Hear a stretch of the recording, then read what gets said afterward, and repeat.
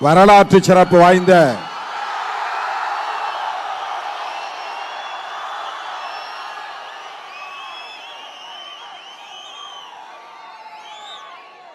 விடுதலை சிறுத்தைகள் கட்சியின்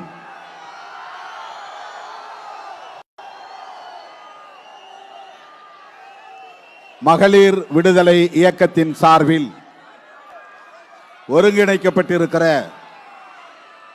மது மற்றும் போதைப்பொருள் ஒழிப்பு மகளிர் மாநாட்டை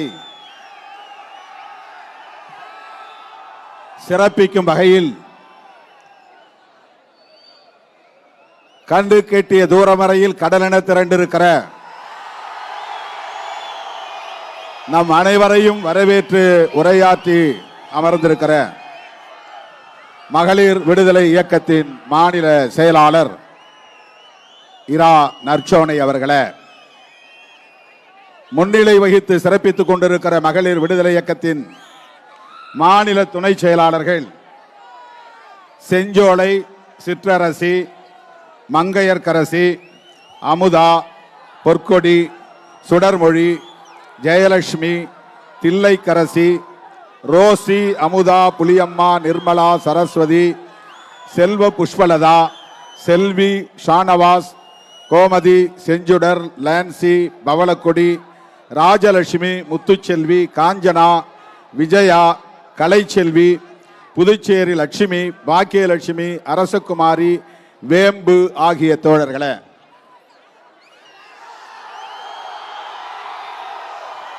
நன்றி உரை ஆற்றி அமர்ந்திருக்கிற மகளிர் விடுதலை இயக்கத்தின் மாநில பொருளாளர் மல்லிகை அரசி அவர்களே, மாநாட்டு ஒருங்கிணைப்பு குழுவை சார்ந்த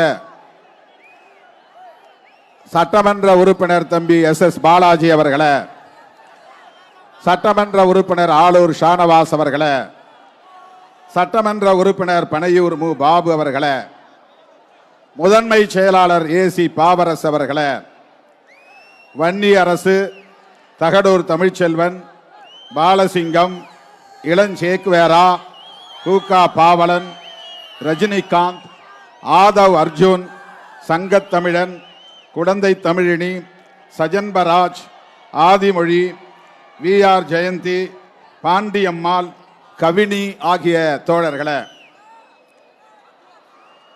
மகளிர் விடுதலை இயக்கத்தின் மாநில பொறுப்பாளர்கள் தா ஜெயந்தி, நிலா, திருமொழி, யாழினி, துரைமா, வளர்மதி, காயத்ரி, கண்ணகி, ரூபகாந்தா, அன்புக்கரசி, கஸ்தூரி, ரேவதி, கிரண் ஷர்மிலி, பிருந்தா, சர்தாஜ் பேகம், கலா, தனலட்சுமி, ஷீலா தேவி, கல்பனா, சரிதா, சுசிலா ஆகிய தோழர்களே,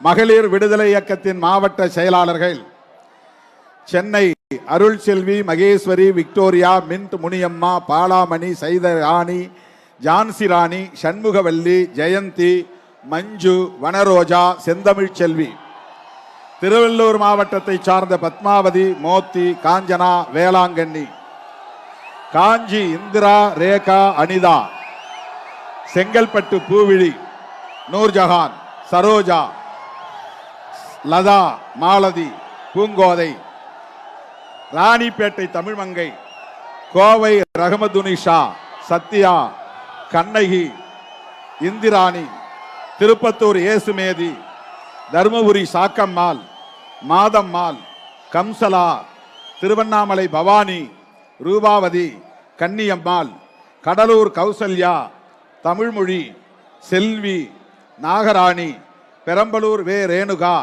அரியலூர் இந்திரா காந்தி, சேலம் ராஜாத்தி வனிதா, ரேணுகா தேவி, கலையரசி அமுதா, நாமக்கல் மணிமாலா, புஷ்பராஜி, திருப்பூர் ரேவதி பட்டுரோஜா, கரூர் அன்னபூரணம், திருச்சி சுதா பெரியசாமி, லெஸ்லி, மயிலாடுதுறை ஞானவல்லி, தஞ்சாவூர் தமிழ்ச்செல்வி திவ்யா பாத்திமா பீபி, திண்டுக்கல் சௌரியம்மாள், தேனி கனி, விருதுநகர் தங்கப்பாண்டி செல்வி, விஸ்வம்மாள், ராமநாதபுரம் சவுந்தரவல்லி, தூத்துக்குடி தமிழ்ச்செல்வி ஜெயக்கொடி, தென்காசி புத்துச்செல்வி துர்காதேவி, கன்னியாகுமரி லான்சி கலைச்செல்வி, கிருஷ்ணகிரி முருகம்மாள், செஞ்சுடர் ராஜேஸ்வரி, விழுப்புரம் அழகம்மாள் அமுதா, கள்ளக்குறிச்சி எல்சி ராணி, திருவாரூர் ரேவதி மகேஸ்வரி, நாகை வேம்பு ஜெயஸ்ரீ, புதுக்கோட்டை சரஸ்வதி, நெல்லை மாதவி பிரியா,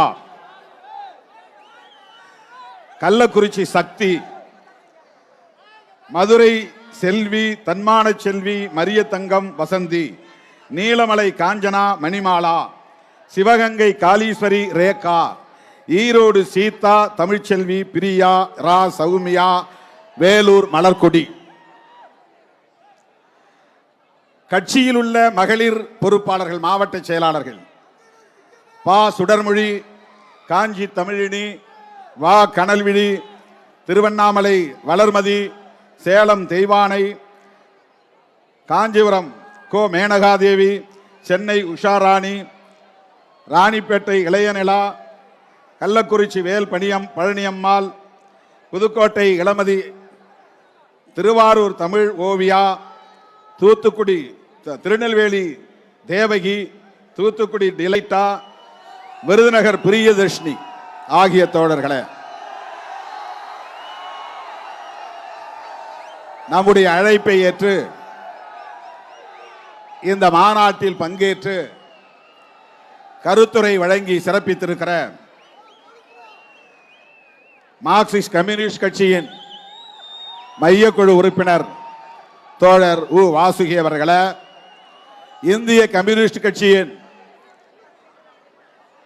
மகளிர் அணியின் தேசிய பொதுச் செயலாளர் தோழர் ஆனி ராஜா அவர்களே, தமிழ்நாடு காங்கிரஸ் கமிட்டியின் நாடாளுமன்ற உறுப்பினர் வழக்குரைஞர் சுதா அவர்களே, விடுதலை சிறுத்தைகள் கட்சியின் துணை பொதுச் செயலாளர் வழக்குரைஞர் எழில் கரோலின் அவர்களே, மறுமலர்ச்சி திராவிட முன்னேற்ற கழகத்தின் துணை பொதுச் செயலாளர் மருத்துவர் ரொஹையா ஷேக் முகமது அவர்களே, இந்திய யூனியன் முஸ்லிம் லீக்கின் மகளிர் அணி தேசிய தலைவர் AS ஃபாத்திமா முசஃபர் அவர்களே, மனிதநேய மக்கள் கட்சியின் மாநில பொருளாளர் ஷான் ராணி ஆலிமா அவர்களே, தமிழக வாழ்வுரிமை கட்சியின் மாநில செயலாளர் முத்துலட்சுமி வீரப்பன் அவர்களே, நம்முடைய அழைப்பை ஏற்று இந்த மாநாட்டில் பங்கேற்று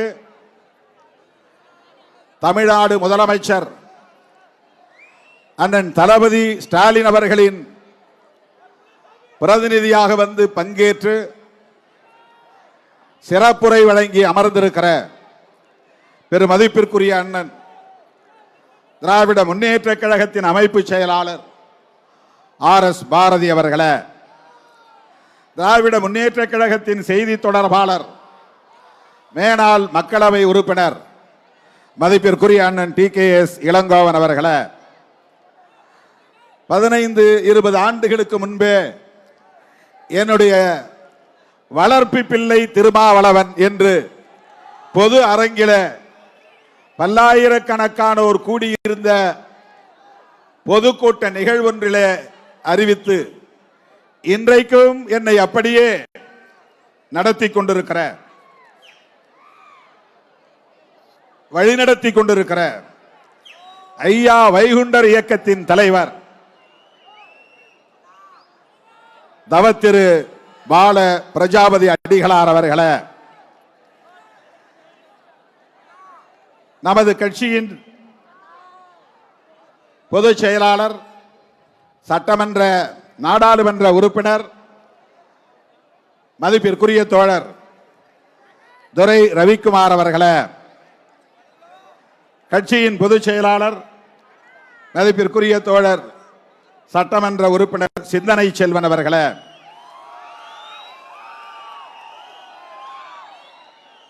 கள்ளக்குறிச்சி மாவட்டத்தில் நடைபெறுகிற காரணத்தினால் இந்த மாவட்ட செயலாளர்களின் பெயரையும் விழிக்க வேண்டும், மற்ற மாவட்ட செயலாளர்கள் பொறுத்துருள வேண்டும். கள்ளக்குறிச்சி மாவட்ட செயலாளர்கள் சேந்தநாடு அறிவுக்கரசு, மதியழகன் ஆகிய தோழர்களே, அழைக்கும் போதெல்லாம் ஓடோடி வந்து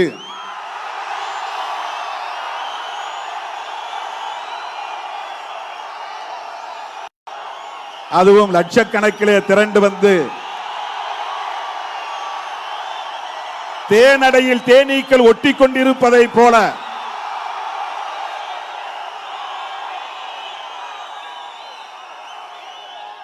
எல் விழுந்தால் எல் இறங்காது என்று சொல்லக்கூடிய அளவுக்கு மாலை 3 மணியிலிருந்து ஏறத்தாழ 6 மணி நேரம் இங்கே இந்த மேடையை முற்றுகையிடும் படையினை போல இங்கே திரண்டிருக்கிற என் உயிரின் உயிரான விடுதலை சிறுத்தைகளே,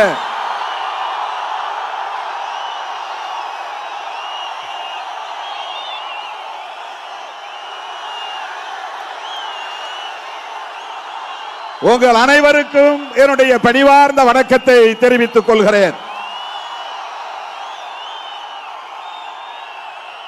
நான் உங்களுக்கு நன்றி சொல்லவே உங்கள் முன்னால் நின்று கொண்டிருக்கிறேன்.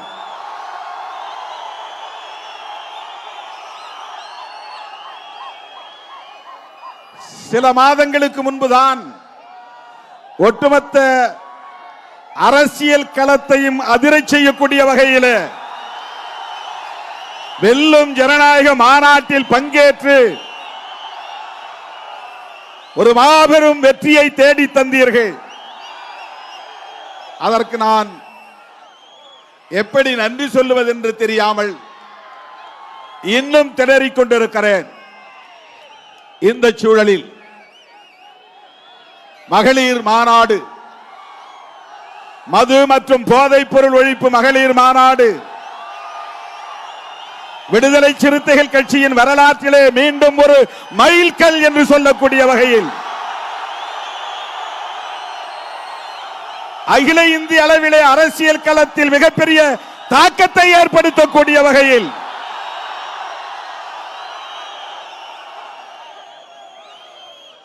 லட்சக்கணக்கிலே திரண்டு வந்து இந்த மாநாட்டை வெற்றி பெற செய்து கொண்டிருக்கிற என் உயிரின் உயிரான விடுதலை சிறுத்தைகளே, உங்கள் காலடிகளில் என் நன்றியை காணிக்கையாக்குகிறேன். எந்த மாநாட்டிலும் இல்லாத ஒரு சிறப்பு இந்த மாநாட்டில் லட்சக்கணக்கான பெண்கள் இந்த மாநாட்டுக்கு திரண்டு வந்திருக்கிறார்கள்.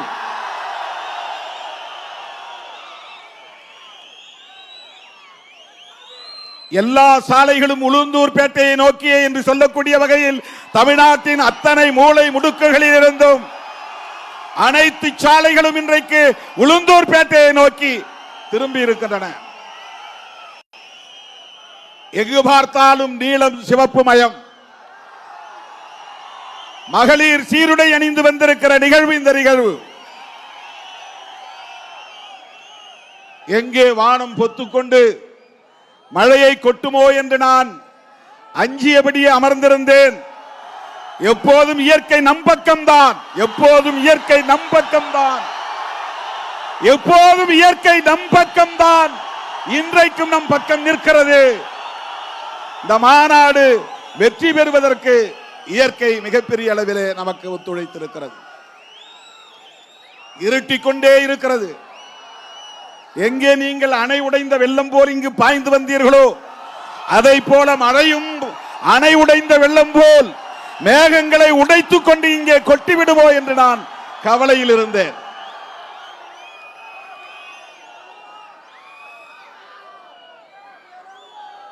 ஏராளமான தோழர்கள் லட்சக்கணக்கிலே இன்றைக்கு திரண்டு வந்திருக்கிறீர்கள்.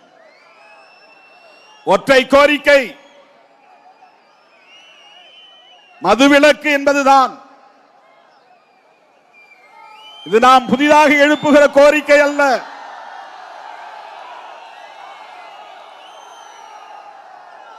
நாம் கண்டுபிடித்த புதிய கோரிக்கை அல்ல. நம்முடைய புரட்சியாளர் அம்பேத்கர் அவர்களால் தனது கொள்கை ஆசான் என்று அறிவிக்கப்பட்ட கௌதம புத்தர் காலத்தில் இருந்து இந்த கொள்கை மக்களிடத்திலே பேசப்பட்டு வருகிறது. திருமாவளவன் திடீரென்று ஏன் மதுவிலக்கை பற்றி பேசுகிறார் என்று ஆளாளுக்கு தம் வாய்க்கு வந்தபடியெல்லாம் சமூக ஊடகங்களில் பேசிக் கொண்டிருக்கிறார்கள். திருமாவளவனுக்கு ஏன் இந்த திடீர் ஞானம் என்கிறார்கள்?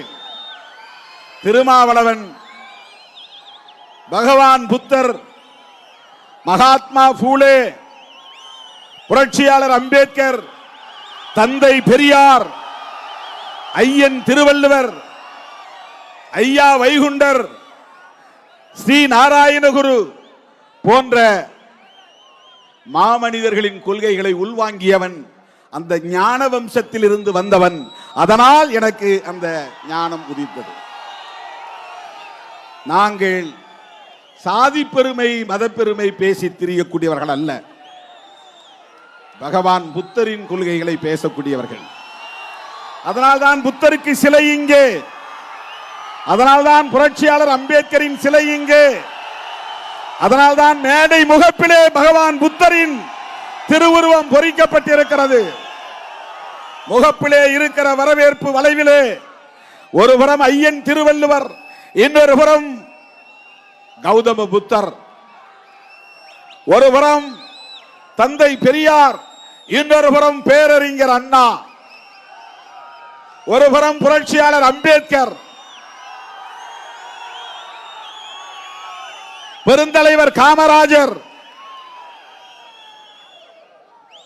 இந்த மாநாட்டிலே மிக முக்கியமாக ஒரு கவனிக்க வேண்டிய ஒரு செய்தி, இதுவரையில் நம் மேடைகளில் பார்த்திராத ஒன்று, இதுவரையில் நாம் பயன்படுத்தப்படாத ஒரு உருவம், இரண்டு உருவங்கள். ஒருவர் தேசப்பிதா காந்தியடிகள், அவருக்கு இங்கே வெட்டுருவங்களை வைத்திருக்கிறோம். இன்னொருவர் மூதறிஞர் ராஜாஜியின் வெட்டுருவத்தை, கட் அவுட் வெட்டுருவத்தை வைத்திருக்கிறோம். ஏன்? இது தேர்தலுக்காக அல்ல, அரசியல் உள்நோக்கம் கொண்ட மாநாடு அல்ல. மதுவை வேண்டாம் என்று சொல்லக்கூடிய மாமனிதர்கள் அத்தனை பேருடைய வாழ்த்துக்களும் நமக்கு தேவை. காந்தியடிகளின் கொள்கைகளில் நமக்கு விமர்சனங்கள் இருக்கலாம், ஆனால் அவருடைய கொள்கைகளில் நமக்கு இரண்டு கொள்கைகள் உடன்பாடு உண்டு. ஒன்று மத சார்பின்மை, இன்னொன்று மதுவிலக்கு. அவருடைய உயிர் மூச்சு கொள்கைகளில் ஒன்று மதுவிலக்கு. அதனால்தான் காந்தியடிகளின் பிறந்த நாளில் அக்டோபர் 2 இந்த மாநாட்டை விடுதலை சிறுத்தைகள் கட்சி நடத்துகிறது.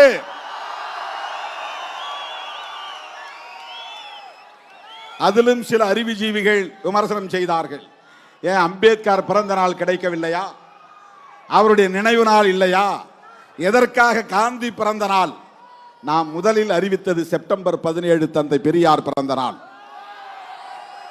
அதை தள்ளி வைத்ததற்கு 2 காரணம். ஒன்று, நாடாளுமன்ற கூட்டத்தொடரில் நாம் கவனம் செலுத்த நேர்ந்து விட்டது, மாநாட்டுக்கு கால அவகாசம் இல்லை.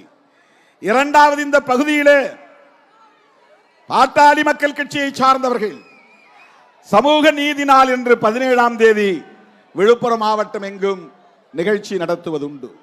அப்படிப்பட்ட சூழலில் எதிரும் புதிருமாக மக்கள் திரண்டு வருவதை தவிர்க்க வேண்டும் என்பதற்காக, அந்த காரணங்களுக்காக செப்டம்பர் 17 நடத்துவதாக அறிவிக்கப்பட்ட மாநாட்டை காந்தியடிகளின் பிறந்த நாள் அடுத்து வருகிறது. அந்த நாள் பொருத்தமான நாள், சரியான நாள் என்று முடிவு செய்து நாம் அறிவித்து இன்றைக்கு நடத்தி கொண்டிருக்கிறோம்.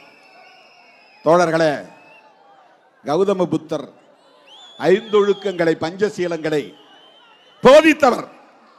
அதிலே மிக முக்கியமானது மதுவிலக்கு.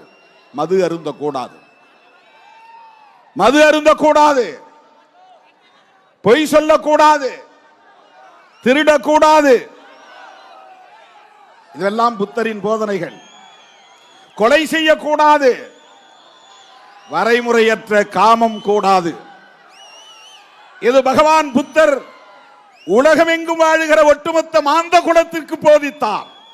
இந்தியாவில் இருக்கிறவர்களுக்கு மட்டுமல்ல, அவர் வாழ்ந்த காலத்தில் அவர் வாழ்ந்த சாம்ராஜ்யத்திற்கு மட்டும் சொல்லவில்லை, உலகமாந்தர் யாவருக்கும் சொன்னார், மனித குலத்துக்கே சொன்னார்.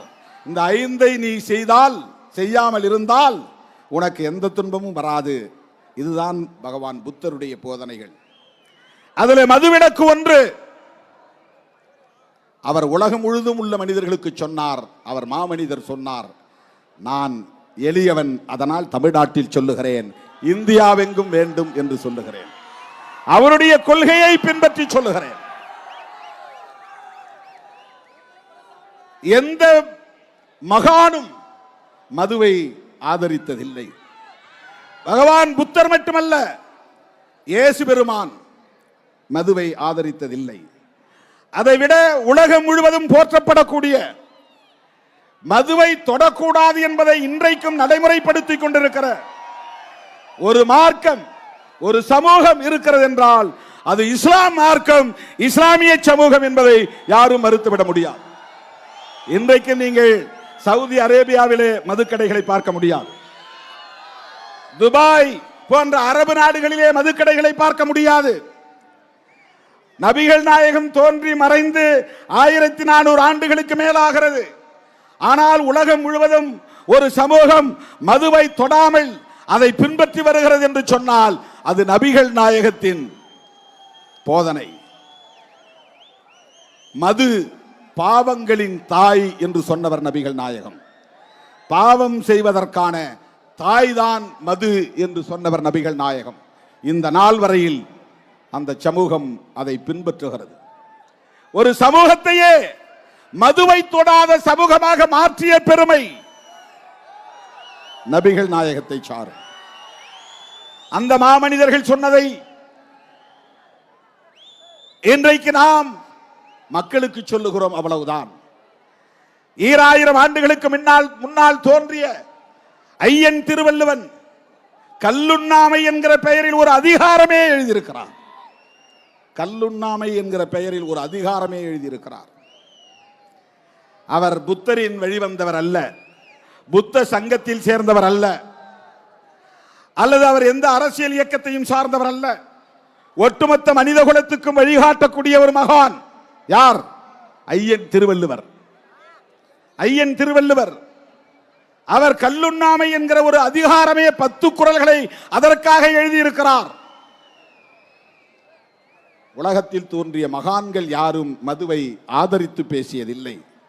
ஒழிக்க முடியாது என்றும் சொல்லவில்லை. அதை கண்டும் காணாமல் கடந்து போவோம் என்று சொல்லவில்லை. ஐயன் திருவள்ளுவனின் கொள்கைகளை நாம் உள்வாங்கியவர்கள். நான் முருகப்பெருமானை கண்டேன் என்று சொன்ன காலம் ஒன்று உண்டு. வள்ளலார் அவருடைய தொடக்க கால வாழ்வில் அவர் சென்னையிலே 7 கிணறு பகுதியிலே தங்கி இருந்த போது ஒரு நாள் அவர் முருகனை நேரிலேயே தரிசித்ததாக அவருடைய சீடர்கள் சொல்லுவார்கள். அவரே சொன்னார் என்று. அதே வள்ளலார் அதற்கு பிறகு பிற்காலத்தில் சனாதனத்தை கடுமையாக எதிர்த்தார். மத நம்பிக்கைகள் மூட நம்பிக்கைகளாக இருந்தால் அவை வேண்டாம் என்று எதிர்த்தார். சாதி கூடாது என்றார். மதுவை அருந்தக்கூடாது என்று சொன்னார். யார்? நம்ம ஊர் வடலூர் வள்ளலார். வடலூர் வள்ளலார் ராமலிங்க அடிகளார். அதே கருத்தை தான் இன்றைக்கு வந்திருக்கிறாரே நம்முடைய பாலபிரஜாபதி அடிகளாருடைய முப்பாட்டன் ஐயா வைகுண்டர். அவர் பிறந்த சமூகம் கல்லை இறக்குகிற குலத்தொழிலை கொண்ட சமூகம். நாடார் சமூகம் கல்லிறக்குவது குலத்தொழில். பனைமரத்திலே ஏறி கல்லிறக்குவார்கள். கல்லு குடிப்பது என்பது அவர்களுக்கு வாழ்க்கையில் இயல்பான ஒன்று. அப்படிப்பட்ட சமூகத்திலே பிறந்த ஒருவர் ஐயா வைகுண்டர் 18 கிராமங்களில் இருந்த மக்களை எல்லாம் அழைத்து வந்து பொதுவான கிணறு தோண்டி அந்த பொது கிணறு சமத்துவ கிணறு என்று சொல்லி அந்த கிணற்று நீரை எல்லோரையும் குடிக்க சொன்னார். மீனவர்களை, தீண்டப்படாதவர்களை, நாடார் சமூகத்தை சார்ந்தவர்களை, இப்படி 18 கிராமங்களில் இருந்து 10க்கும் மேற்பட்ட சாதியினரை எல்லாம் வரவழைத்து, அதுவும் ஒரு சமஸ்தானத்தின் கட்டுப்பாட்டில் இருந்த பகுதிகளே, சாதியம் தலைவிரித்தாடிய திருவிதாங்கூர் சமஸ்தானத்தின் கட்டுப்பாட்டில் இருந்த சாமித்தோப்பு பகுதியிலே சமத்துவ கிணறு 150 ஆண்டுகளுக்கு முன்னால் தோன்றியவர் ஐயா வைகுண்டர். அவர் குடிக்க கூடாது என்று சொன்னார். அதைத்தான் ஸ்ரீ நாராயண குரு கேரளாவிலே அதே கருத்தை சொன்னார். எனது அருமை தோழர்களே, அந்த அடிப்படையில் தான் விடுதலை சிறுத்தைகள் கட்சி மதுவை கூடாது என்று சொல்லுகிறோம். ஏற்கனவே 2015 திருச்சிராப்பள்ளியிலே இதே மது ஒழிப்பு மகளிர் மாநாட்டை நடத்தி இருக்கிறோம். ஊர் ஊராக வீதி வீதியாக வீடு வீடாக சென்று மது ஒழிப்பு பிரச்சார துண்டறிக்கைகளை கொடுத்திருக்கிறோம்.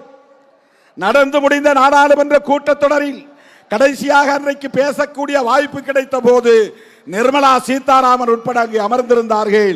அப்போது நான் சொன்னேன், அரசமைப்பு சட்டம் உறுப்பு எண் 47 டைரக்டிவ் பிரின்சிபல்ஸ் என்கிற வழிகாட்டும் நெறிகள் என்கிற பகுதியிலே உறுப்பு எண் 47 இந்திய ஒன்றிய அரசுக்கும் மாநில அரசுகளுக்கும் வழிகாட்டுகிறது.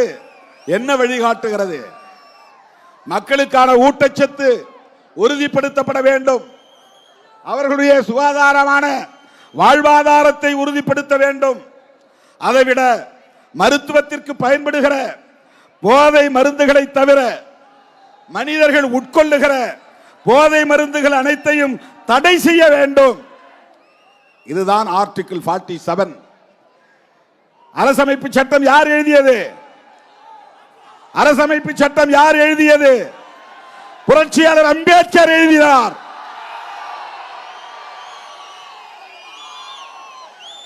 அவர் எங்க மதுவை ஒழிக்க வேண்டாம் சொன்னார்னு சில பேர் இப்ப எடுத்து பேசிட்டு இருக்கிறான். அவர் மதம் மாறி பௌத்தத்தை தழுவிய போது 22 உறுதிமொழிகளை ஏற்றுக்கொண்டார்.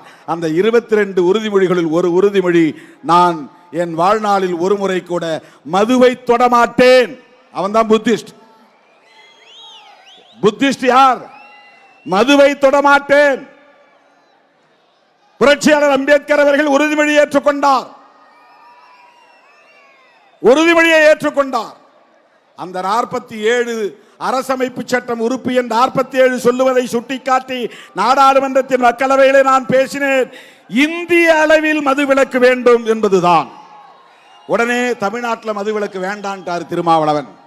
இந்த அரைவேக்காடுகள் எல்லாம் ஊடகங்களிலே வாய்க்கு வந்தபடி விமர்சனங்கள். தமிழ்நாடு உட்பட இந்தியா முழுவதும் மதுவிலக்கு வேண்டும். தமிழ்நாட்டில் இருக்கிறவர்கள் மட்டும்தான் பாதுகாக்கப்பட வேண்டும் என்று இல்லை.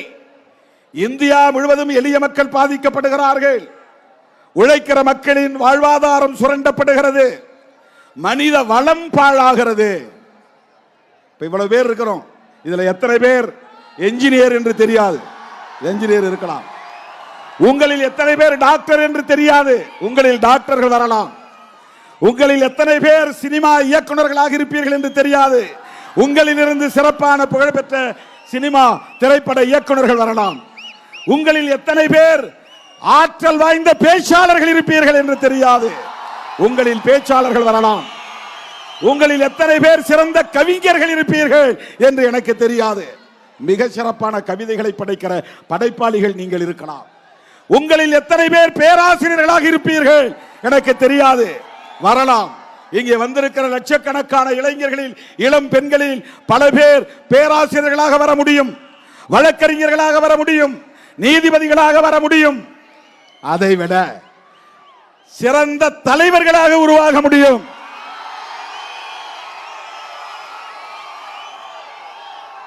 எனக்கு கண்களில் தெரிகிறது. என் உயிரின் உயிரான விடுதலை சிறுத்தைகள் நல்ல தலைமை பண்புள்ள ஆற்றல் வாய்ந்த இளைஞர்களாக வளருவார்கள். கருத்தியல் சார்ந்து வளருவார்கள். இந்த தேசத்தை சாதி வெறியரிடமிருந்தும் மதவெறிகளிடமிருந்தும் கட்டி காப்பாற்றி நல்வழிப்படுத்துவார்கள் என்கிற நம்பிக்கை இருக்கிறது. உங்களில் அவ்வளவு பேர் இளமையாக இருக்கிற போது தெரியாது. ஆனால் இதில் குடித்து குடிப்பழக்கத்திற்கு ஆளாகி அடிமையாகி அதிலிருந்து மீள முடியாமல் போனால் என்ன ஆகும்? எத்தனை அம்பேத்கரை நாம் இழக்க நேரும். இதில் அம்பேத்கர் உருவாகலாமே, உங்களில் பெரியார் உருவாகலாமே. அம்பேத்கர் இளம் வயதிலே குடிக்கோ அல்லது போதை பொருளுக்கோ அடிமையாகி இருந்தால் நமக்கு இப்படி ஒரு தலைவர் கிடைத்திருப்பாரா? பெரியார் இளம் வயதிலே குடிப்பொருளுக்கு, மதுவுக்கு, போதை பொருள்களுக்கு அடிமையாகி இருந்தால் தந்தை பெரியார் என்கிற ஒரு மாமனிதர் நமக்கு கிடைத்திருப்பாரா?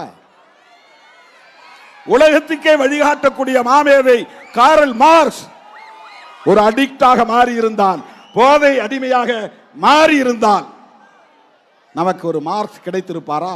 யோசித்து பாருங்க. எனதருமை தோழர்களே, இளம் வயதில் குடிப்பழக்கத்திற்கும் போதைப் பொருள்களுக்கும் அடிமையாகும் நிலை ஏற்பட்டால் மனித வளம் அழிந்து போகிறது. அதான் நம்முடைய முழக்கம். மது மற்றும் போதைப் பொருள் ஒழிப்போம், மனித வளம் காப்போம். மனித வளம்னா என்ன? Human resource. கனிம வளம் உங்களுக்கு தெரியும். கனிம வளம் பாறைகளிலே இருக்கிறது, மண்ணுக்கடியிலே இருக்கிறது. மனித வளம் மதிப்பிட முடியாதது. உங்களில் எத்தனை பேர் எவ்வளவு பெரிய ஆற்றல் படைத்த தலைவர்கள் இருக்கிறீர்கள் என்று நம்மால் மதிப்பிட முடியாது. அம்பேத்கர் படிக்க வாய்ப்பில்லாமல் போயிருந்தால் என்ன ஆகியிருக்கும்? அவர் கிராமத்தில் எங்கோ ஒரு இடத்திலே ஆடு மாடு மேய்த்துக் கொண்டிருந்திருப்பார். யாரோ ஒரு ஆண்டை சாதிக்கு அடிமை வேலை செய்து கொண்டிருந்திருப்பார். ஆனால் அவர் நல்ல கல்வியை பெற்றதால் அவர் மிக உயர்ந்த இடத்திற்கு வர முடிந்தது. உலகமே போற்றக்கூடிய இடத்திற்கு உயர முடிந்தது. இதுதான் மனித வளம்.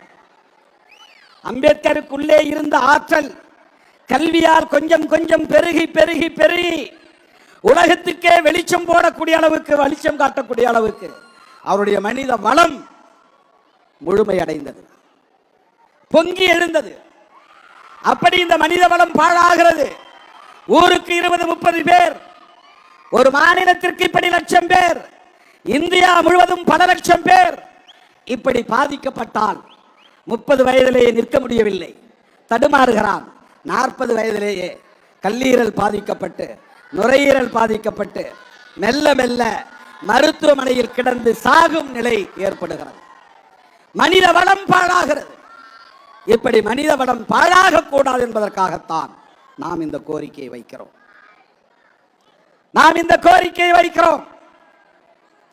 இந்த மாநாட்டில் யார் வேண்டுமானாலும் பங்கேற்கலாம். இது அனைவருக்குமான பொது கோரிக்கை. இதில் அரசியல் வேண்டாம், இதில் அரசியல் சாயம் பூச வேண்டாம், தேர்தல் கணக்குகளை பேச வேண்டாம், கூட்டணி அரசியலை பேச வேண்டாம் என்று எல்லாவற்றையும் இணைத்து கடந்த மாதம் 10ஆம் தேதி நான் ஒரு பேட்டி கொடுத்தேன். அதே பேட்டியிலே அடுத்த நொடியிலே அந்த வார்த்தைகள் இருக்கின்றன. ஆனால் இங்குள்ளவர்கள் என்ன செய்தார்கள்? திருமாவளவன் அதிமுகவுக்கு அழைப்பு விடுத்தார்.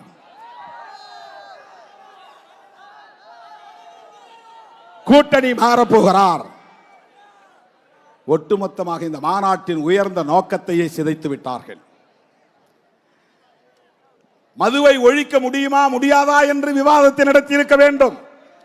போதைப் பொருள்களை ஒழிக்க முடியுமா முடியாதா என்ற விவாதத்தை நடத்தியிருக்க வேண்டும்.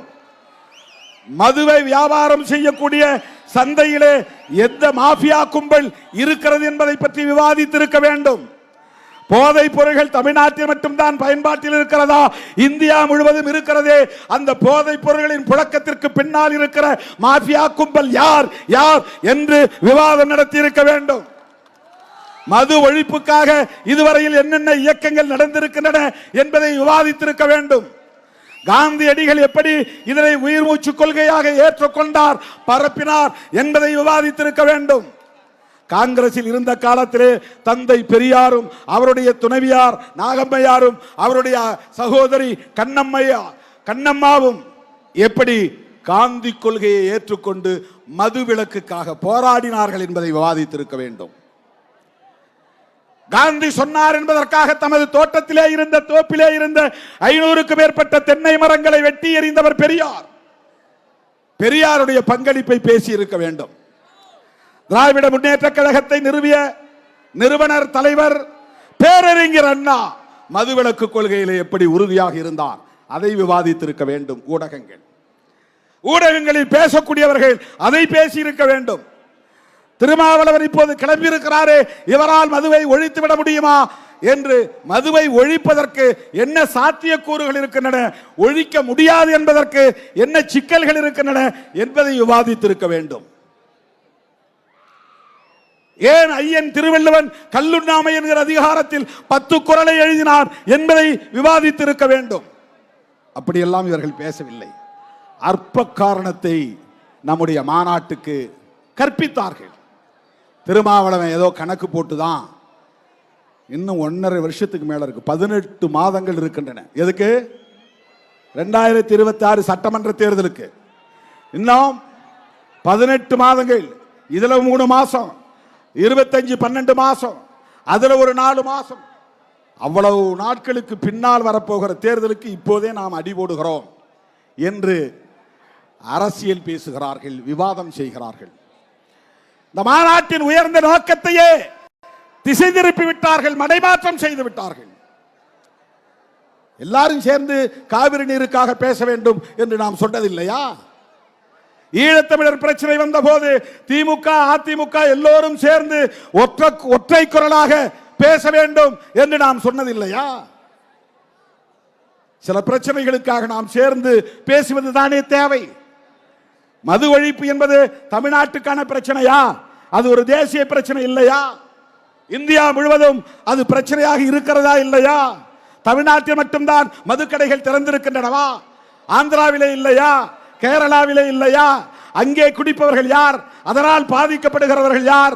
இளம் வயதிலேயே செத்து போகிறவர்கள் யார்? உழைக்கிற மக்கள் தானே. கேரளாவிலும் தான் இருக்கிறது, எந்த மாநிலத்திலே இல்லை? பீகார், குஜராத்தை தவிர. வடகிழக்கு மாநிலங்களில் மிசோரம், நாகாலாந்தை தவிர இந்தியா முழுவதும்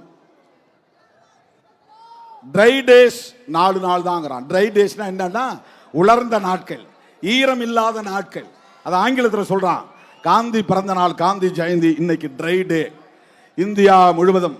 ஆனா நேத்தே வாங்கி வச்சிருப்பானுங்க சரக்க, இன்னைக்கு அடிப்பானுங்க கடை மூடிடும். நாளைக்கு மூட போறான்னு தெரிஞ்சா முத நாளே டபுளா வாங்கி வச்சிருவாங்க. அதனால இன்னைக்கு ட்ரை டேங்கிறதெல்லாம் சும்மா. காந்தி ஜெயந்தி அன்னைக்கு கடைகளை மூடுறாங்க இந்தியா முழுக்க.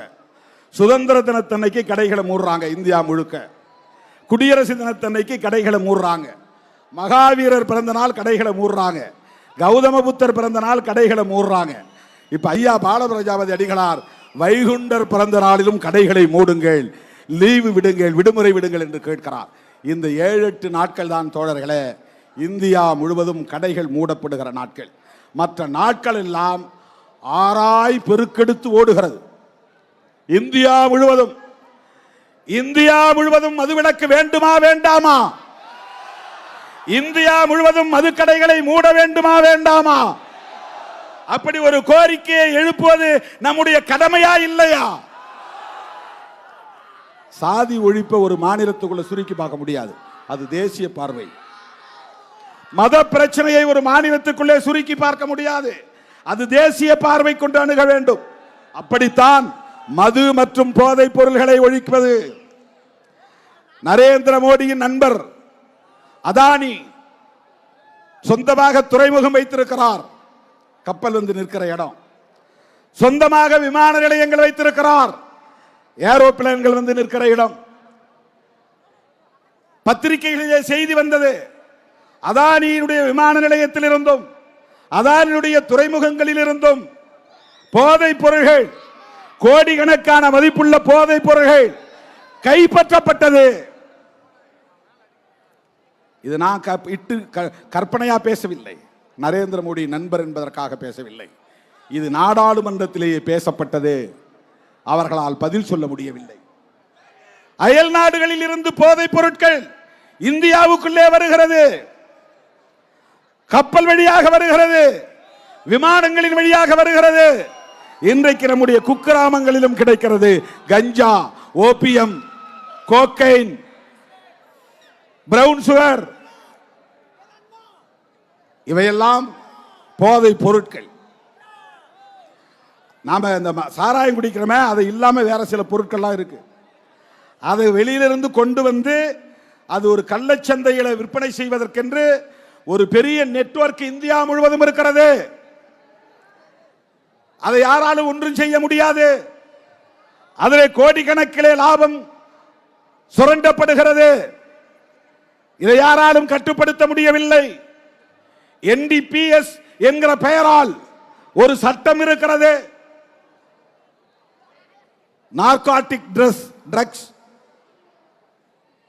சைக்கோட்ராபிக் சப்ஸ்டன்சஸ் ஆக்ட், அது ஆங்கிலத்தில்.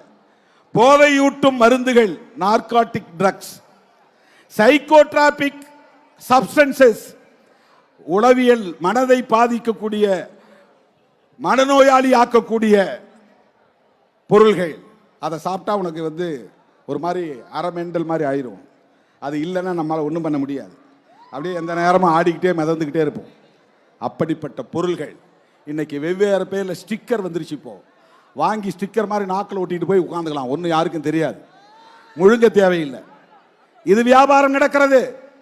சாக்லேட் வந்து விட்டது, கேட்டா சாக்லேட் சாப்பிட்றேன்னு சொல்லலாம், யாருக்கும் தெரியாது. பள்ளிக்கூடத்து பிள்ளைகளிடம் புழங்குகிறது, கல்லூரி மாணவர்களிடம் புழங்குகிறது. நகர்ப்புறங்களில் மட்டுமே இருந்தது, இன்றைக்கு கிராமப்புறங்கள் வரையில் போகிறது. இதற்கு பின்னால் ஒரு பெரிய மாஃபியா கும்பல் இருக்கிறது. இதை தடுக்க வேண்டுமா வேண்டாமா? இதற்காக குரல் கொடுக்கக்கூடிய ஜனநாயக சக்திகளை ஒருங்கிணைக்க வேண்டுமா வேண்டாமா? அதற்காகத்தான் இந்த மாநாடு. நமக்கு ஒரு கவலை இருக்கிறது, இந்தியா முழுவதும் இப்படி ஒரு நிலை இருக்கிறதே என்று தான் வைக்கிறோம். அதை யாரும் பார்க்கறதில்லை. தமிழ்நாடு அரசுக்கு கோரிக்கை மதுக்கடைகளை மூடு.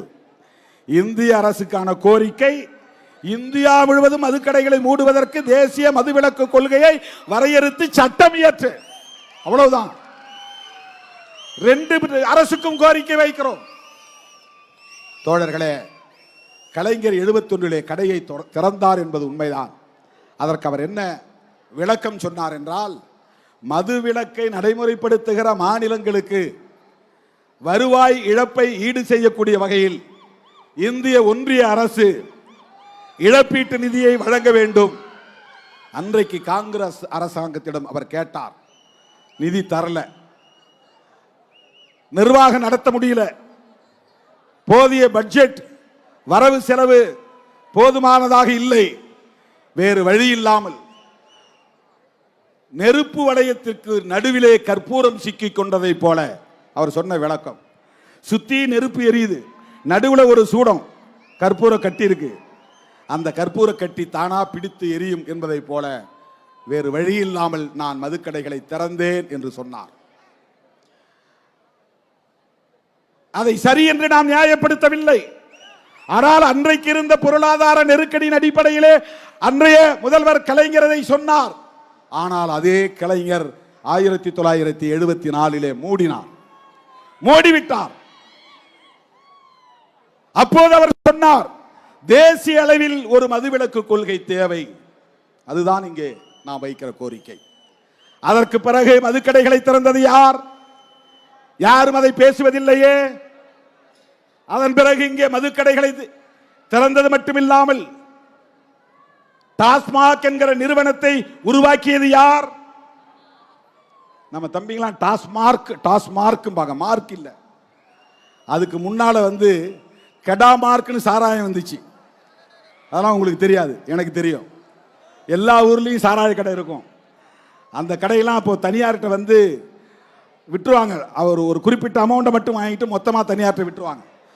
அவன் உள்ளூர்ல சாராயத்தை உற்பத்தி பண்ணி கெடா மார்க், மீசை மார்க் அப்படின்லாம் சாராயம் விற்பனை பண்ணுவான்.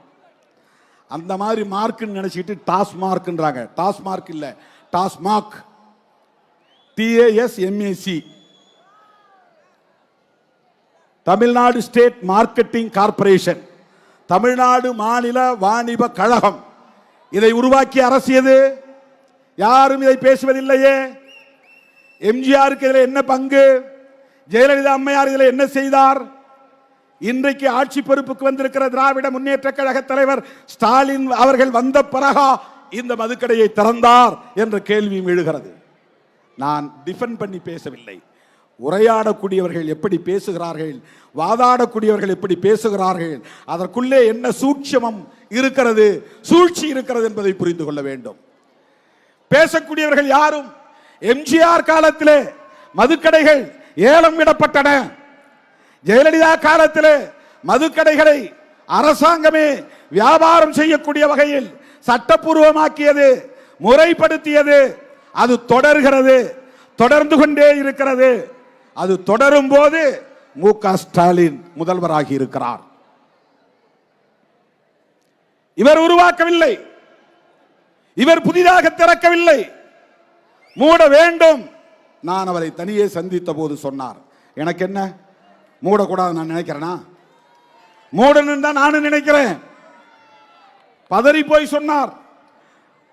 இப்படி எல்லாம் ஊடகங்களில் பேசுகிறார்களே, உங்கள் கட்சியை சார்ந்தவர்களும் பேசுகிறார்களே, மூட வேண்டும் என்றுதான் எனக்கும் பதைப்பு இருக்கிறது. ஆனால் நிர்வாக நடைமுறை சிக்கல்கள் இருக்கின்றன, பார்ப்போம். நான் அதை மனதிலே வைத்துக் கொள்கிறேன்.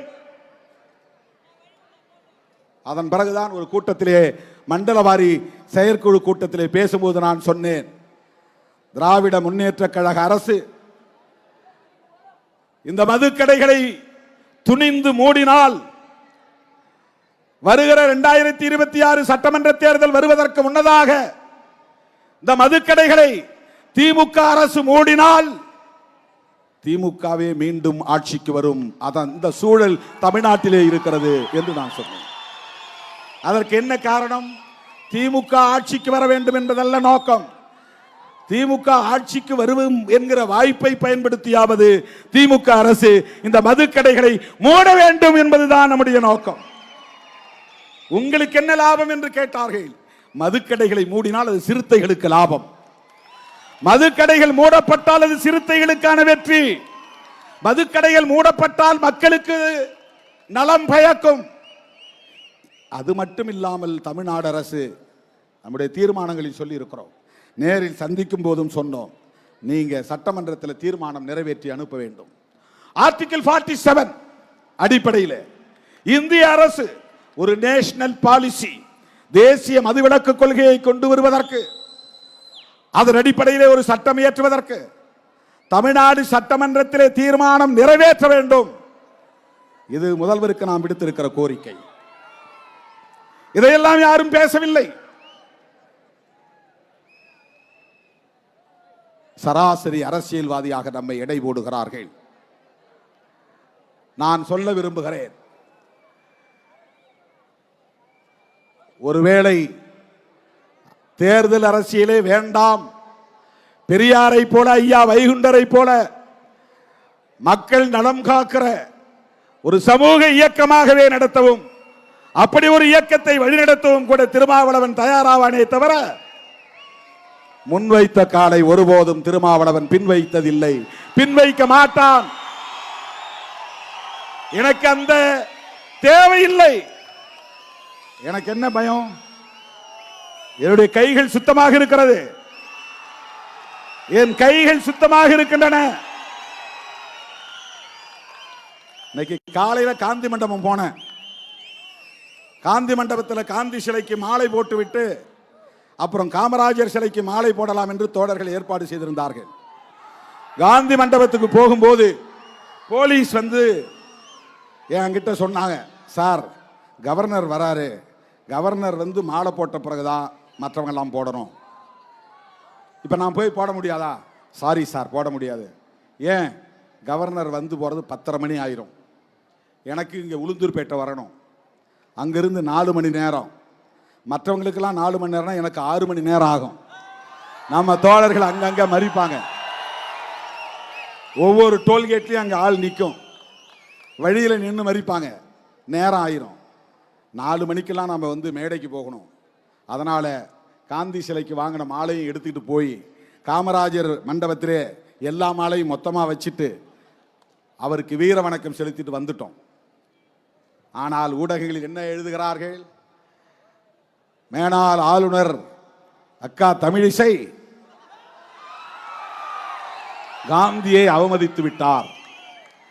அப்புறம் காந்தி மது ஒழிப்புக்கு போராடியவர், அவருக்கு இவர் மரியாதை செய்யல, மது ஒழிப்பு மாநாடு நடத்துறாரு, அவருடைய கொள்கைக்கே அது எதிராக இருக்குமோ அப்படின்னு சொல்றாரு. அவங்க என்ன சொல்ல வராங்கன்னா, திருமாவளவன் தினந்தோறும் பாட்டில் திறக்கக்கூடிய ஆள் அப்படின்னு சொல்றாங்க. அக்கா தமிழிசை அவர்களே, நீங்கள் குடிக்க மாட்டீர்கள் என்று நான் நம்புகிறேன். உங்களுக்கு குடிப்பழக்கம் இருக்காது என்று நான் நம்புகிறேன். உங்களைப் போல்தான் நானும், எனக்கு அந்த பழக்கம் இல்லை. நான் தடய அறிவியல் துறையிலே ஒரு அறிவியல் உதவியாளராக, ஒரு இளநிலை விஞ்ஞானி என்கிற பொறுப்பிலே பணியாற்றினேன். அப்ப ஒவ்வொரு 3 மாசத்துக்கும் ஒரு டிவிஷன் மாத்துவாங்க. அதுல ஒரு டிவிஷன் புரோகிபிஷன், மதுவிலக்குத்துறை. மதுவிலக்குத்துறையில் என்னன்னா, போலீஸ் பிடிச்சிட்டு வரான் பாருங்க கள்ளச்சாராயம், திருட்டுத்தனமா ஊரல் காய்ச்சறான்னு பாருங்க அந்த ஊரல், அப்புறம் மது ஆலைகள் உற்பத்தி பண்றாங்கல்ல, பீர், விஸ்கி, பிராண்டி, அதெல்லாம் பாட்டிலா முதல்ல அங்கே தான் வரும், எங்ககிட்ட தான் வரும்.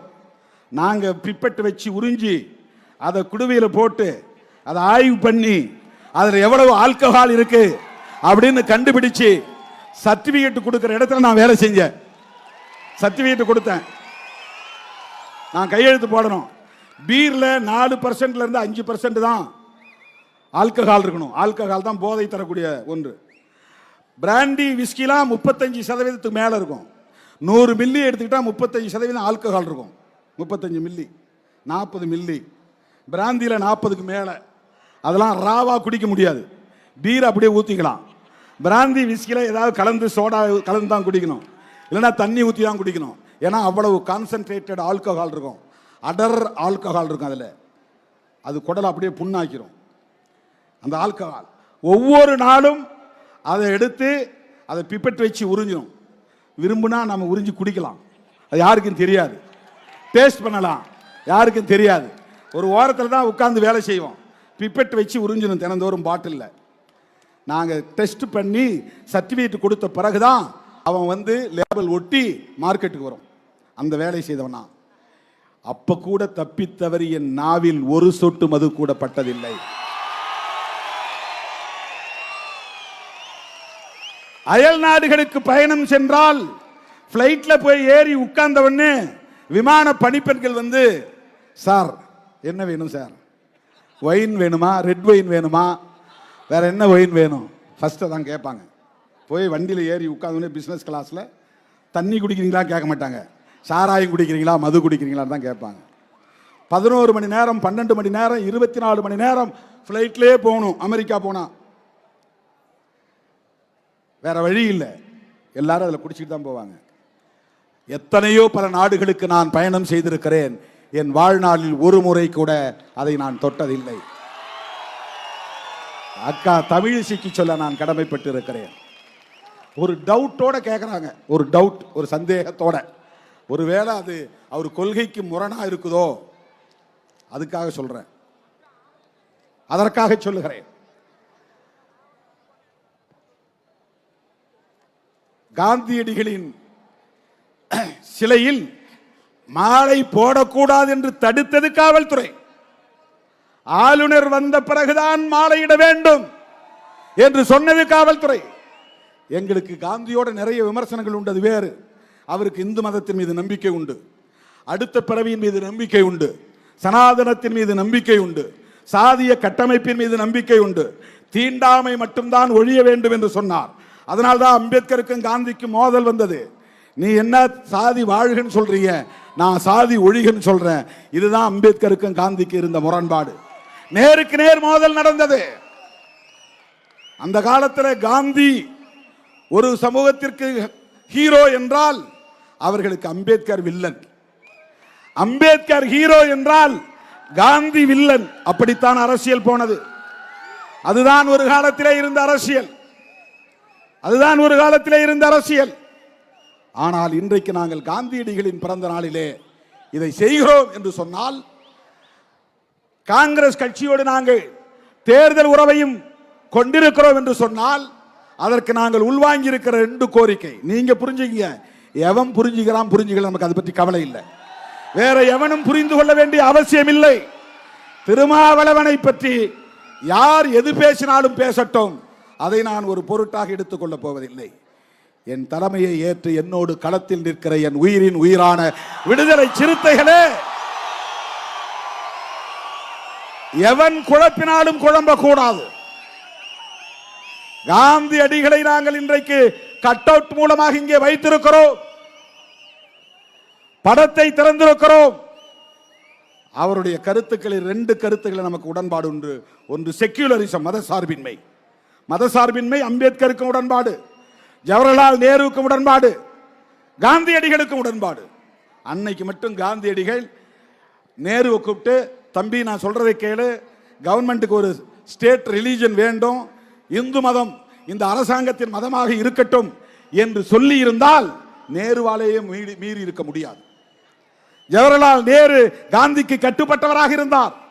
ஆனால் இந்துக்களும் முஸ்லிம்களும் ஒற்றுமையாக இருக்க வேண்டும், அவரவர் மதம் அவரவருக்கு, அவரவர் நம்பிக்கை அவரவருக்கு, அரசாங்கத்திற்கு மதம் கூடாது. இதுதான் மதசார்பின்மை. இதை சொன்னார் என்பதற்காகத்தான் RSS கும்பலை சார்ந்த நாத்துராம் கோட்சே என்பவன் கையெடுத்து கும்பிட்டு கொண்டே போய் அந்த மாமனிதரை பக்கத்தில் நெருக்கத்தில் நின்று துப்பாக்கியால் சுட்டுக் கொன்றான். இந்த மதம் தவறானது என்று சொன்ன அம்பேத்கரை சுடவில்லை. இந்த மதத்தில் இருக்க நான் வெட்கப்படுகிறேன் என்று சொன்ன அம்பேத்கரை சுடவில்லை. நான் பிறக்கும் போது ஒரு இந்துவாக பிறந்திருக்கலாம், சாகும் போது ஒரு இந்துவாக சாக மாட்டேன் என்று அந்த மதத்தை விட்டு வெளியேறி 10 லட்சம் பேரோடு பௌத்தம் தழுவிய புரட்சியாளர் அம்பேத்கரை அவன் சுடவில்லை. அந்த மதத்தை உயிருக்கு உயிராக நேசித்த, மூச்சுக்கு 300 முறை array Ram array Ram array Ram என்று சொன்ன நாத்துராம் கோட்சே சுட்ட போது கூட அப்படியே ஹரே ராம் என்று சொல்லிக்கொண்டே மண்ணில் சரிந்து விழுந்த அந்த காந்தியடிகளை எவன் சுட்டான்? RSS காரன் சுட்டான். சாவர்கரின் மாணவன் நாத்துராம் கோட்சே சுட்டான்.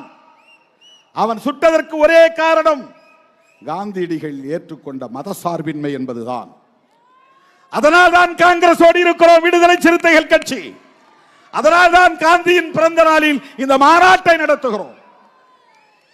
மதசார்பின்மை என்பதை போல மதுவிலக்கிலே உறுதியாக இருந்தார் புரட்சியாளர் அம்பேத்கர், மகாத்மா காந்தி, ஜவஹர்லால் நேரு, தந்தை பெரியார், பேரறிஞர் அண்ணா, இவர்களெல்லாம் இந்த புள்ளியில் ஒரே நேர்கோட்டில் பயணிக்கக்கூடியவர்கள், ஒரே நேர்கோட்டில் பயணிக்கக்கூடியவர்கள். அதை உணர்ந்து கொண்டவர்கள் விடுதலை சிறுத்தைகள், அதை உள்வாங்கி இருப்பவர்கள் விடுதலை சிறுத்தைகள். ராஜாஜிக்கு ஏன் கட் அவுட்? ராஜாஜி யார்? அவர் ஒரு பார்ப்பன சமூகத்தை சார்ந்தவர், உங்களுக்கு தெரியும். அண்ணா அவரை பற்றி சொல்லுவாராம், எல்லாருக்கும் தலையில தான் மூளை, ராஜாஜிக்கு மட்டும் உடம்பெல்லாம் மூளை. ஆனா உடம்பெல்லாம் மூளையா இருந்தாலும் உடம்பெல்லாம் அவருக்கு வஞ்சகமும் இருக்கு என்று அண்ணா அவரை விமர்சிப்பாராம். அப்படிப்பட்ட ராஜாஜி சேலம் முனிசிபாலிட்டி தலைவராக இருந்தார். சேலத்திலிருந்து வந்திருக்க தம்பிங்களுக்கு தெரியும், சேலம் அவருடைய சொந்த ஊர். அங்க ஒரு நகராட்சி தலைவராக இருந்தார். 1937 நாடு விடுதலை அடைவதற்கு 10 வருஷத்துக்கு முன்னாடி. இதெல்லாம் நீங்க தெரிஞ்சுக்கணும், இதெல்லாம் தெரிஞ்சுக்கணும்.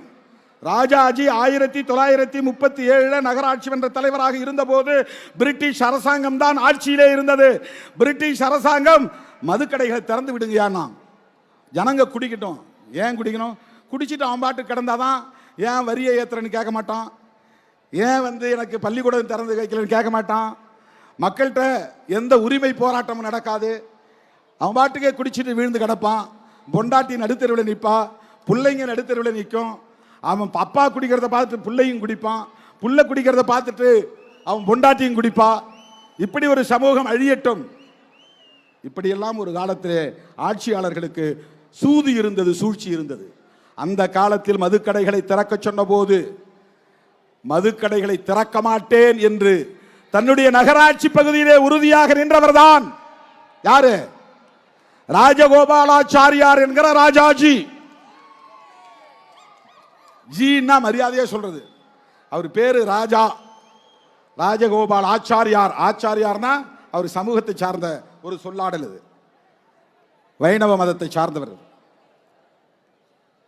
திருமாலை கும்பிடுறவங்க, ஐயங்கார் நினைக்கிற அவர் ராஜகோபால் ஆச்சாரியார் மதுக்கடைகளை திறக்க மாட்டேன்னு அப்பவே 1937 சொன்னார். அதை நடைமுறைப்படுத்தினார். அதனால்தான் தோழர்களே, மதுக்கடைகளை மூட வேண்டும் என்று சொன்ன மூதறிஞர் ராஜாஜிக்கு இந்த மாநாட்டிலே கட் அவுட் வைத்திருக்கிறோம். தேசிய அளவிலே மதுவிலக்கு கொள்கை வேண்டும் என்று வலியுறுத்திய பேரறிஞர் அண்ணாவுக்கு இங்கே நாம் கட் அவுட் வைத்திருக்கிறோம். இதுதான் நம்முடைய அரசியல். இந்த மாபெரும் மாநாட்டின் மூலம் நான் தமிழ்நாடு அரசுக்கு, தமிழக முதல்வருக்கு விடுக்கிற வேண்டுகோள், எங்கள் தீர்மானங்களை அப்படியே கோரிக்கைகளாக ஏற்று அவை அனைத்தையும் நடைமுறைப்படுத்த வேண்டும் என்று கேட்டுக்கொள்கிறோம். தேர்தல் அரசியல் வேற, அது பேச வேண்டிய நேரத்தில் பேசுவோம். கொள்கை அடிப்படையில் களமாடுவது என்பது வேறு. இன்றைக்கு கைகோர்த்து களத்திலே நிற்கிறோம். திராவிட முன்னேற்ற கழகத்தின் தலைவர்கள் இந்த மேடைக்கு வந்தது விடுதலை சிறுத்தைகளின் நோக்கத்தை இன்றைக்கு வலுப்படுத்தி இருக்கிறது. அவங்கள வச்சுக்கிட்டு எப்படி நடத்தலாம்?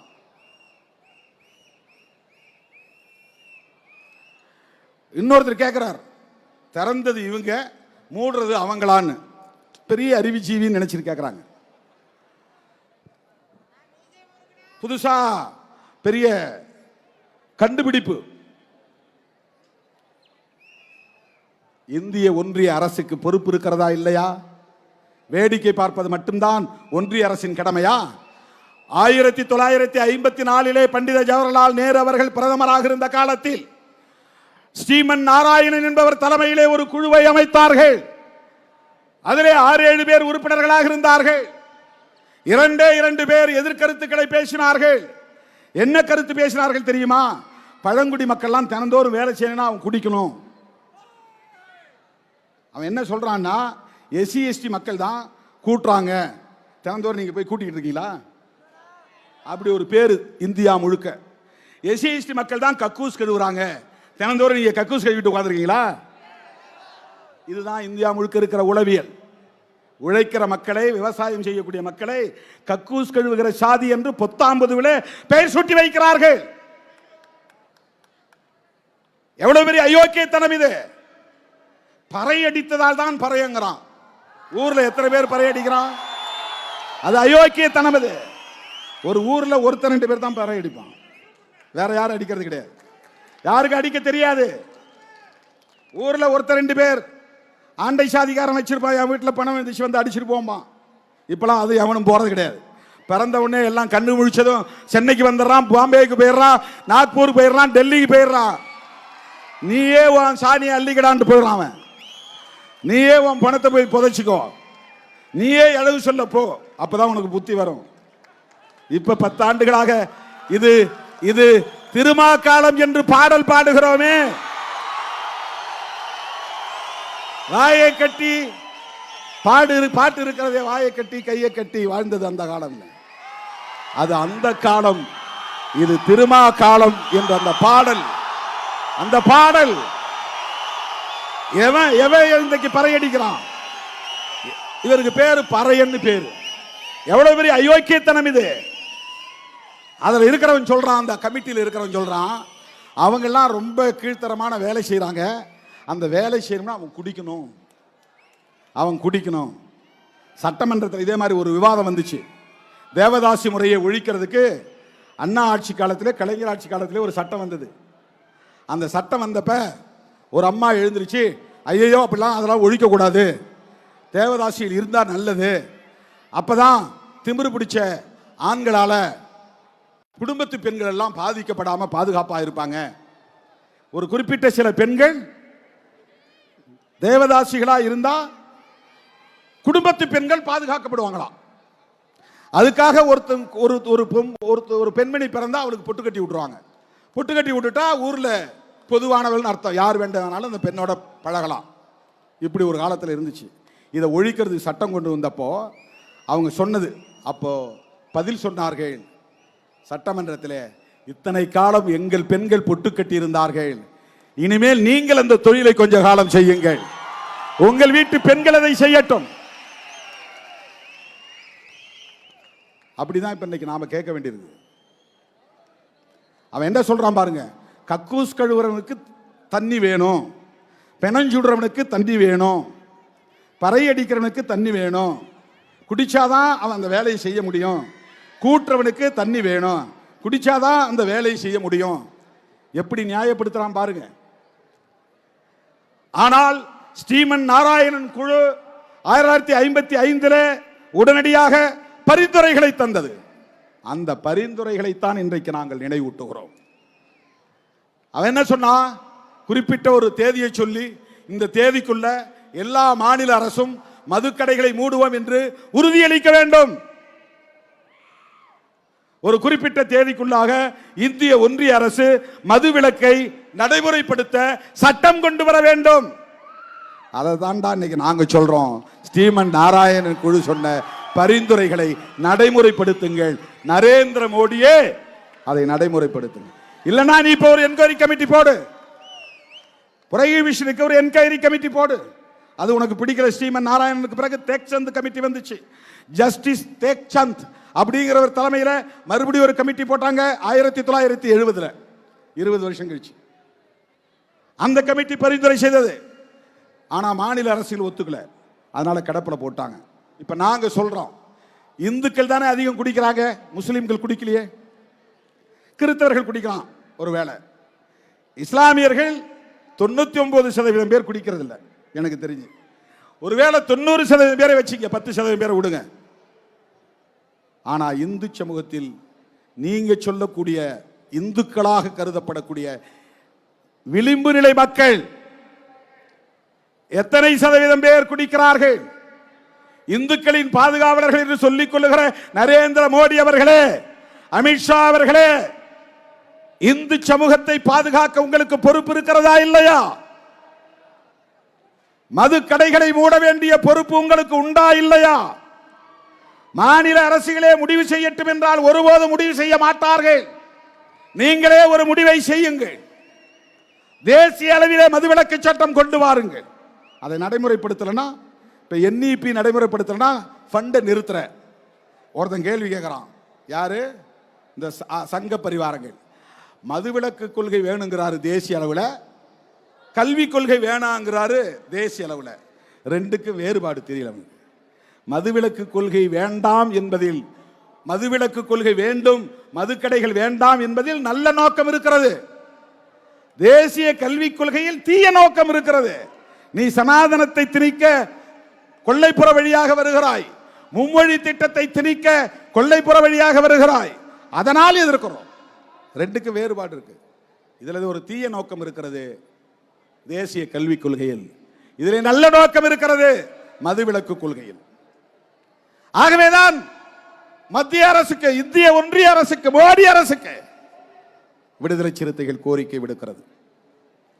இந்தியா முழுவதும் மதுவிலக்கை நடைமுறைப்படுத்த வேண்டும். எனது அருமை தோழர்களே, என் உயிரின் உயிரான விடுதலை சிறுத்தைகளே,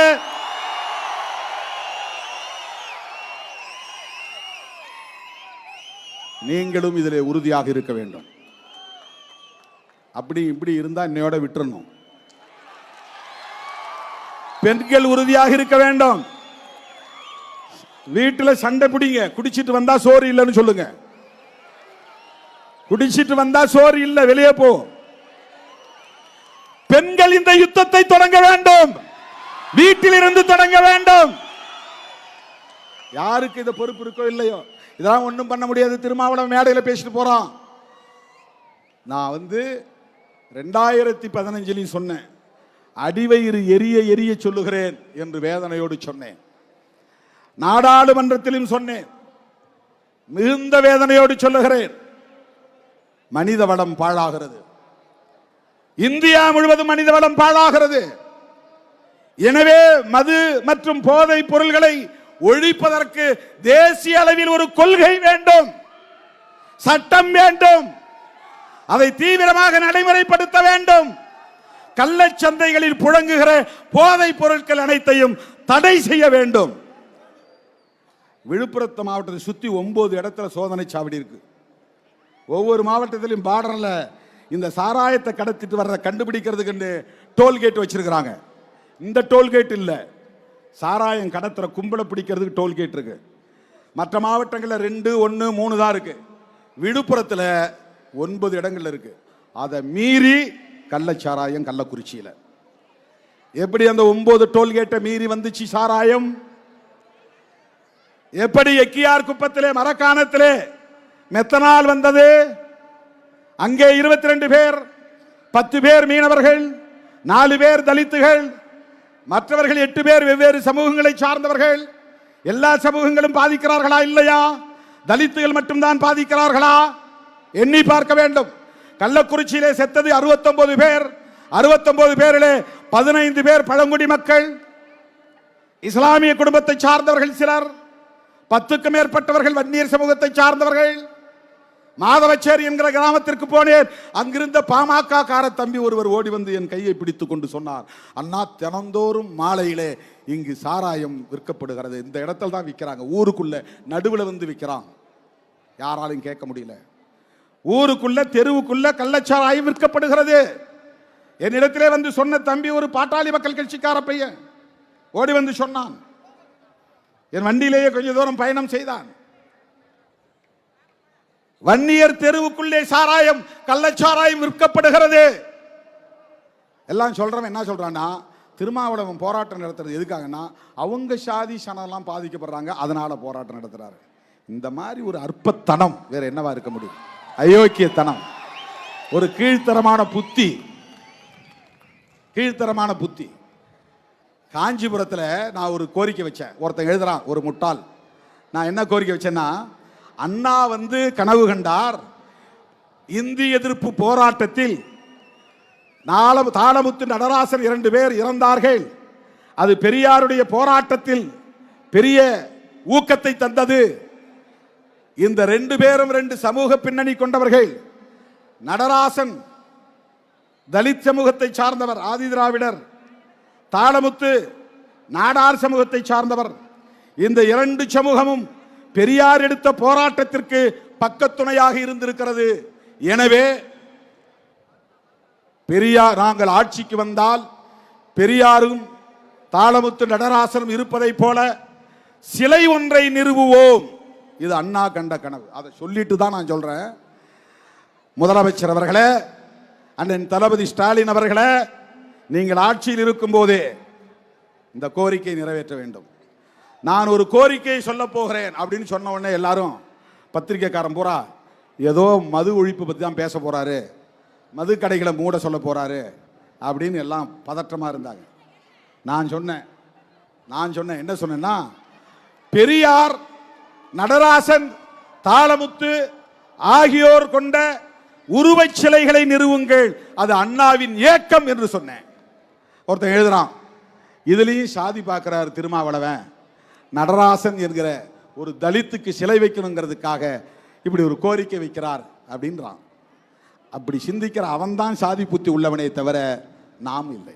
அண்ணா கேட்டதை நாம் சொன்னோம், அண்ணாவின் இயக்கத்தை நாம் சொன்னோம். இந்த போராட்டத்தை நாம் முன்னெடுத்திருப்பது பெரியார், அம்பேத்கர் போன்ற மாமனிதர்களின் கொள்கைகளை உள்வாங்கி இருப்பதனால் ஏற்பட்ட தாக்கம், அவ்வளவுதான்.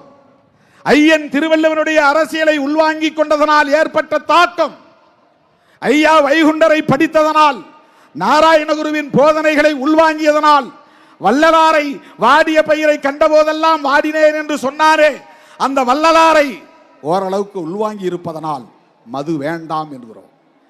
எனவே மாண்புமிகு முதல்வர் அவர்களுக்கு லட்சோப லட்சக்கணக்கான விடுதலை சிறுத்தைகளின் சார்பில் விடுக்கிற வேண்டுகோள், எங்கள் தீர்மானங்கள் அனைத்தையும் கோரிக்கைகளாக ஏற்று அவற்றை நடைமுறைப்படுத்துவதற்கு முன்வர வேண்டும். இந்திய ஒன்றிய அரசுக்கு நாங்கள் விடுக்கிற வேண்டுகோள், தேசிய அளவில் மதுவிலக்கு கொள்கையை வரையறுத்து தேசிய மதுவிலக்கு சட்டம் ஒன்றை கொண்டு வர வேண்டும். இந்த 2 கோரிக்கைகளையும் வலியுறுத்தி அடுத்தடுத்து நாம் டிஜிட்டல் சிக்னேச்சர் கேம்பெயின் எடுக்கிறோம். ஆன்லைன் மூலமா கையெழுத்து இயக்கம் தொடங்கி வச்சல, அதுதான். அதற்கடுத்து கிராமப்புறங்களில் இன்றைக்கு நீலம் சிவப்பு சீருடை அணிந்து வந்த பெண்கள் லட்சக்கணக்கிலே, ஏறத்தாழ 2 லட்சம் மகளிர் இந்த மாநாட்டுக்கு வந்து உட்கார இடமில்லாமல் திரும்பி போயிருக்கிறார்கள். அவர்கள் கிராமந்தோறும் மதுவிலக்கு மகளிர் குழுவை உருவாக்க போகிறோம். மதுவிலக்கு மகளிர் குழுவை உருவாக்க போகிறோம். அந்த மகளிர் குழு அந்த கிராமத்தில் மதுவை ஒழிப்பதற்கு என்னென்ன செயல் திட்டங்களை வரையறுக்க வேண்டும் என்பதையும் இந்த இயக்கம் முன்னெடுக்கும் என்பதை சொல்லி என் அழைப்பை ஏற்று ஓடோடி வந்த என் உயிரின் உயிரான விடுதலை சிறுத்தைகள் அனைவருக்கும், நம்முடைய அழைப்பை ஏற்று இந்த நிகழ்வுக்கு வந்து கருத்துரை வழங்கிய தலைவர் பெருமக்கள் யாவருக்கும் என்னுடைய நெஞ்சார்ந்த நன்றியை தெரிவித்து, இந்த திடலை நமக்கு வழங்கிய உளுந்தூர்பேட்டை மேனாள் ஊராட்சி மன்ற தலைவர், பேரூராட்சி மன்ற தலைவர் திரு ராதாகிருஷ்ணன் அவர்களுக்கும், சட்டமன்ற உறுப்பினர் உதயசூரியன் அவர்களுக்கும், இவ்வளவு நேரமும் இங்கே காத்து கிடக்கிற என் உயிரின் உயிரான விடுதலை சிறுத்தைகள் அனைவருக்கும் என்னுடைய நெஞ்சார்ந்த நன்றியை மீண்டும் மீண்டும் உரித்தாக்கி வாய்ப்புக்கு நன்றி கூறி முடிக்கிறேன். நன்றி, வணக்கம். ஜெய் பீம், ஜெய் பீம். ஒழிப்போம், ஒழிப்போம், மதுவை ஒழிப்போம், காப்போம், காப்போம், மனித வளம் காப்போம், மனித வளம் காப்போம். அனைவரும் பாதுகாப்பாக வீடு திரும்ப வேண்டும். வண்டிகள் கவனமாக பயணம் செய்ய வேண்டும். வண்டிகளில் கவனமாக பயணம் செய்ய வேண்டும். கள்ளக்குறிச்சி கிழக்கு மாவட்ட விடுதலை சிறுத்தைகளின் சார்பில்